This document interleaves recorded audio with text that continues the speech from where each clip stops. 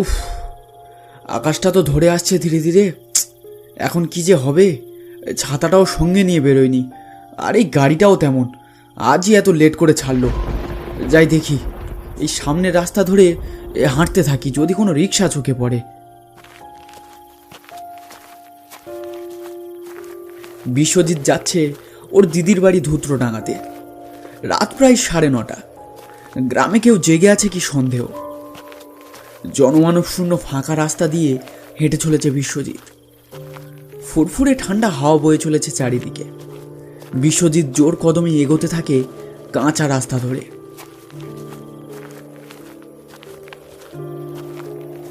বেশ কিছুক্ষণ হাঁটার পর বিশ্বজিৎ রাস্তার পাশে একটা দোকান দেখতে পায়।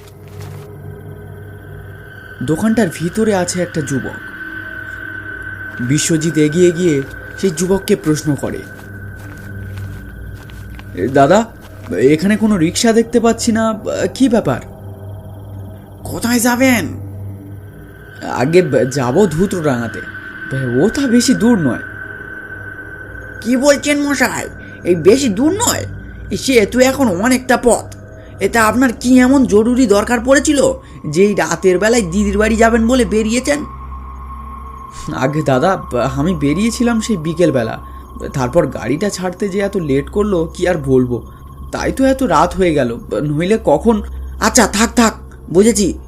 আজ তো রিক্সাওয়ালারা ধর্মঘট করেছে, এখনো রিক্সা তো পাবেন না মশাই। হেঁটেই পুরো যেতে হবে ধুত্রডাঙ্গা, কিন্তু ধুত্রডাঙ্গার পথ যে মোটেও ভালো পথ নয়। কেন ভালো পথ নয় কেন?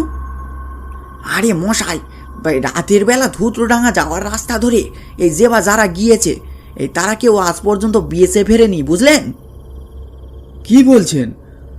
রাস্তায় বাঘসিংহ বের হয় নাকি রাতে?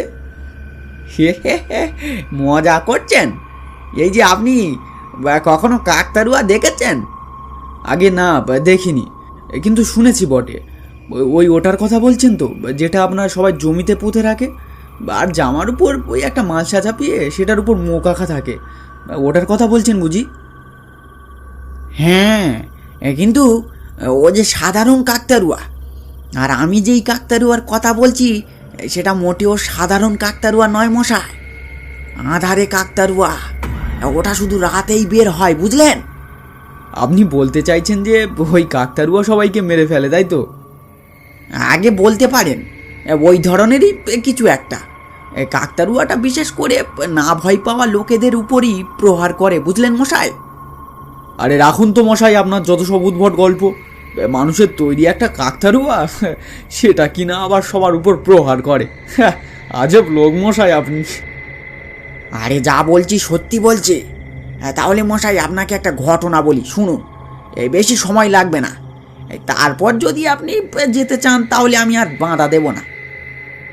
বিশ্বজিৎ ভাবে একে রাত আরও গভীর হয়ে আসছে, রিক্সাও পাবে না, হেঁটে পুরোটা পথ যেতে হবে তাকে। তার উপর আরও একটা উদ্ভট লোকের সাথে সময় নষ্ট করছে সে। এর থেকে পথ চলা শুরু করলে তাড়াতাড়ি পৌঁছে যাবে সে দিদির বাড়িতে। তৎক্ষণাৎ আকাশে বিদ্যুতের ঝলক উঠে ছমছম করে নেমে পড়ে বৃষ্টি। বিশ্বজিৎ তড়িঘড়ি করে দোকানের ভিতরে প্রবেশ করে। এই রে, এই যে মহা মুশকিলে পড়া গেল, সঙ্গে ছাতা নেই, এবার দিদির বাড়িতে পৌঁছাবো কিভাবে? মশাই, এই আপনি ওই বেঞ্চে বসুন, এই আমি এক কাপ চা দিচ্ছি আপনাকে। এই আপনি খেতে খেতে এই ঘটনাটা বরং শুনতে থাকুন। আপনার চা শেষ হতে হতে দেখবেন ততক্ষণে বৃষ্টি থেমে গেছে।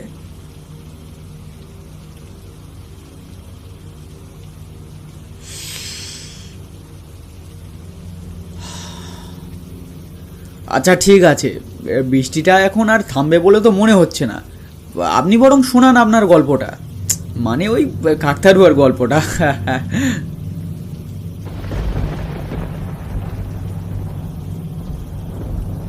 এই ঘটনাটা মশাই অনেক বছর আগের।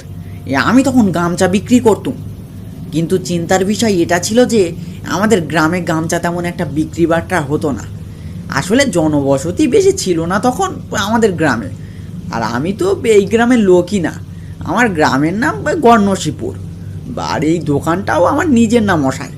তা একদিন হলো কি, আমি এই গ্রামে এসেছিলাম গামছা বিক্রি করতে, দিন শেষে দেখি প্রায় দিন অনেক শেষে গামছা দেখি বিক্রি হয়ে গেছে। প্রায় অনেক গামছা বিক্রি হয়ে গেছে। বাকি গামছা গুছিয়ে আমি রওনা দিই বাড়ির উদ্দেশ্যে। আমার বাড়ি ধুতরোডাঙ্গা থেকে একটু দূরে। আমি যখন কাঁচা রাস্তা ধরে হাঁটছি তখন কটা বাজে আমার ঠিক মনে নেই।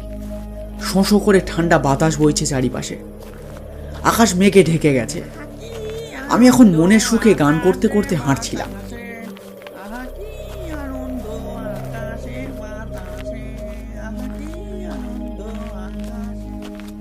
হঠাৎ আমার চোখে পড়ল এই দোকানটি। আমি দেখলাম একটা বয়স্ক লোক দোকানের ভিতরে কাজ করছে। আমি বৃদ্ধ লোকটার কাছে গিয়ে জিজ্ঞেস করলাম, আচ্ছা খুড়ো, এই ধুতরোডাঙ্গা যাবার শর্টকাট রাস্তাটা কোন দিকে একটু বলতে পারো? আসলে আমি ওই ধুতরোডাঙ্গার শর্টকাট রাস্তাটা পার করে ওই গর্ণশিবপুর পৌঁছাবো বলে জিজ্ঞাসাটা করেছিলুম। আমার কথা শুনে বুড়ো ধমক দিয়ে বলল, কে হে তুমি? এই ভর সন্ধেবেলা ধুত্রডাঙ্গার নাম নিচ্ছ? বুকে ভয় ডর নেই নাকি? আসলে আমি গর্ণশিবপুর যাব, আকাশের ভাব খারাপ, তাই ভাবছিলাম যে ধুতরোডাঙ্গার শর্টকাট রাস্তাটা পার করে যদি গর্ণশিবপুর পৌঁছানো যায় আর কি। মরার সাহায্যে গেছে বুঝি? ধুত্রডাঙ্গা যাবার শর্টকাট দিয়ে যেতে চাইছো? ওই পথে রাতের বেলা আঁধারে কাকতাড়ুয়া ঘোরাফেরা করে, জানো না? হ্যাঁ, আধারে কাকতারুয়া?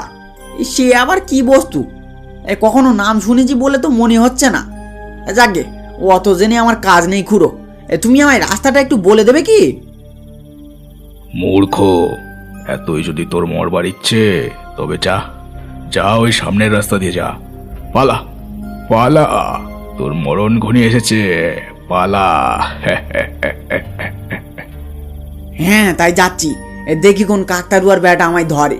ওই রকম কাকতারুয়া আমার গ্রামে অনেক আছে, ওতে পাখি ভয় পায়, এই ভজা নয়। আমার পুঁটুলির ভিতর গামছা আছে, এই পুঁটুলির দিব্যি কেটে বলছি, ওই গামছা দিয়ে যদি আমি ওই কাকতারুয়া ব্যাটার ঘাড় না ভেঙেছি তো আমার নাম ভজা গামছাওয়ালা নয়। এই চললুম আমি। এই বলে আমি দোকান ছেড়ে আবার কাঁচা রাস্তাটা দিয়ে চলা শুরু করলাম।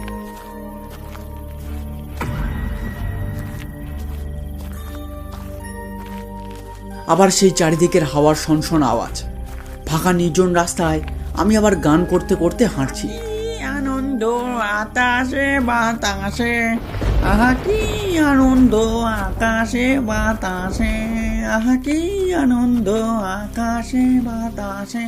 আমি ভেবেছিলুম বুড়ো আমায় ভয় দেখানোর জন্য ওই সব উদ্ভট কথা, ওই কাকতারুয়ার কথা বলেছিল, তাই ওসব না ভেবে আমি গান করতে করতে হাঁটছিলুম।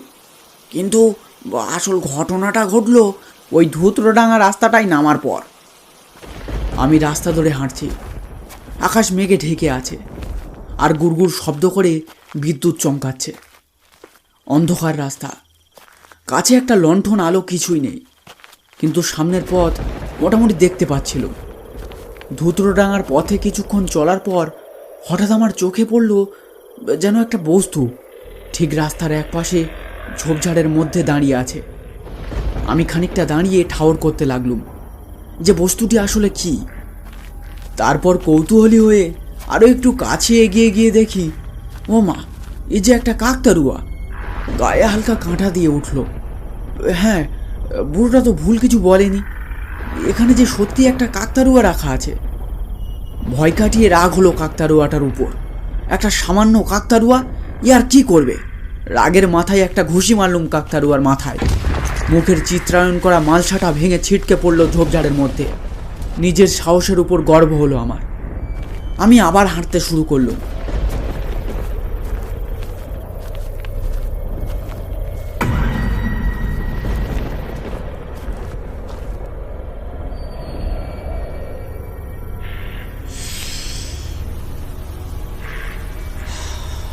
কি বলবো মশাই, মনটা আমার আনন্দে লাফালাফি করছে। তখন মনের সুখে আমি আবার গান ধরলাম।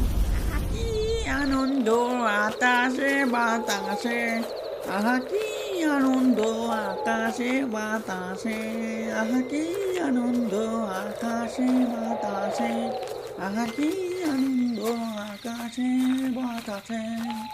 গান করতে করতে হাঁটছি, তখন হঠাৎ মনে হলো আমার ঠিক পিছনে একটা খসখসে শব্দ করে কেউ যেন আমায় অনুসরণ করছে।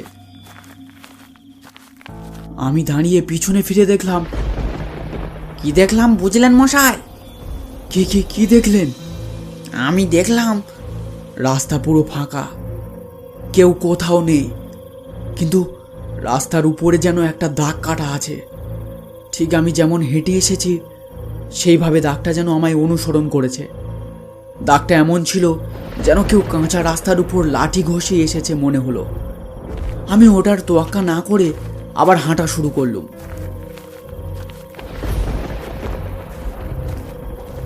আমি হাঁটছি, আবার শুনতে পেলুম সেই খসখসে আওয়াজটা। আমি পিছনে না ঘুরে আর চোখে তাকিয়ে দেখার চেষ্টা করলুম। দেখলুম, হ্যাঁ, সত্যি সত্যি অন্ধকারে একটা ছায়া ঠিক আমার থেকে একটু দূরে যেন আমার দিকে জোর কদমে এগিয়ে আসছে। হঠাৎ ঝমঝম করে বৃষ্টি পড়তে শুরু করলো। আমি সামনে একটা এলব্রেস্টার ছাউনি দেখতে পেয়ে সেদিকে এগিয়ে যাই।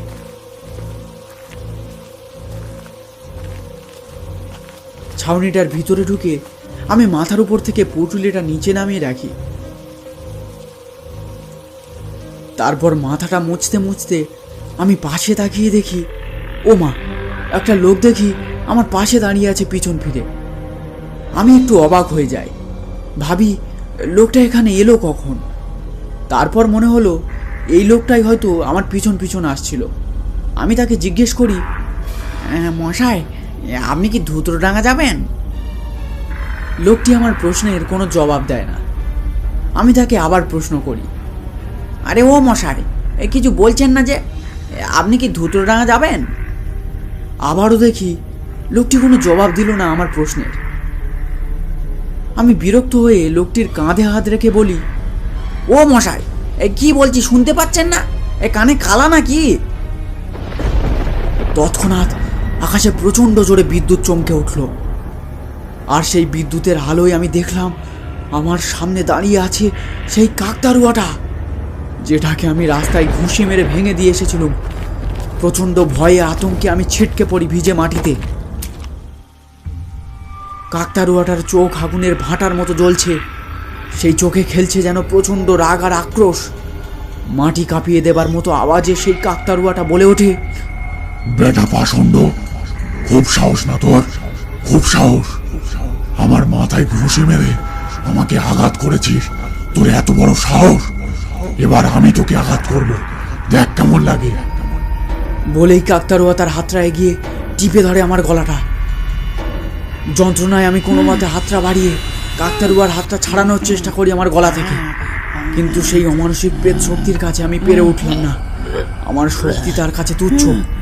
সে যেন আমার মাথাটা ধর থেকে আলাদা করবার জন্যই এমন হিংস্রভাবে চেপে ধরেছে। কি অসহ্য যন্ত্রণায় আমার প্রাণটা যেন বেরিয়ে আসতে চাইছে।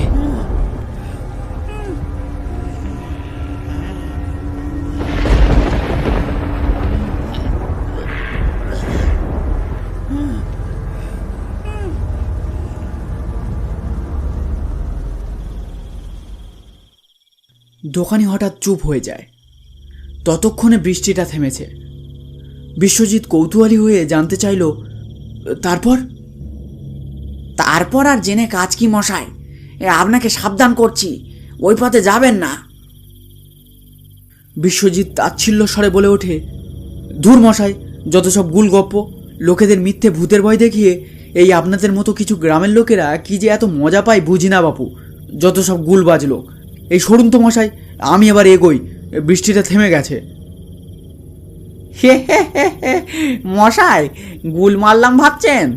তবে দেখুন সেদিন আমার হাল কি হয়েছিল, তারপর যদি আপনার বিশ্বাস হয়। বলার সাথে সাথেই লোকটির মাথা রূপান্তরিত হয়ে যায় একটি কাকতাড়ুয়ার মাথাতে। তারপর দোকানি বলে ওঠে, সেদিন সে আমার মাথা ধর থেকে আলাদা করে একটা কাকতাড়ুয়ার মাথা পরিয়ে দেয় আমার ধরে। এবার বিশ্বাস হচ্ছে তো আপনার?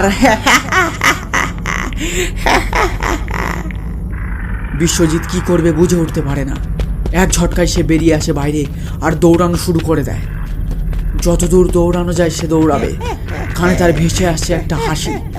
সে হাসি কার সে বুঝতে পারছে, কোনো দিকে না তাকিয়ে সে দৌড়তে থাকে। আর দিদির বাড়ি গিয়ে কাজ নেই, এখন সোজা বাড়িতে যেতে পারলেই সে হাঁপ ছেড়ে বাঁচবে।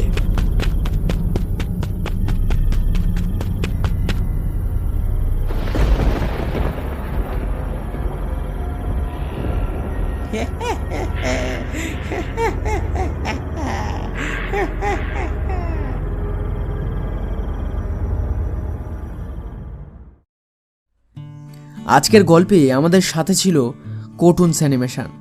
তোমরা কার্টুনস অ্যানিমেশন চ্যানেল থেকেও ঘুরে আসতে পারো। আজকের গল্পেও থাকছে তোমাদের জন্য একটা প্রশ্ন।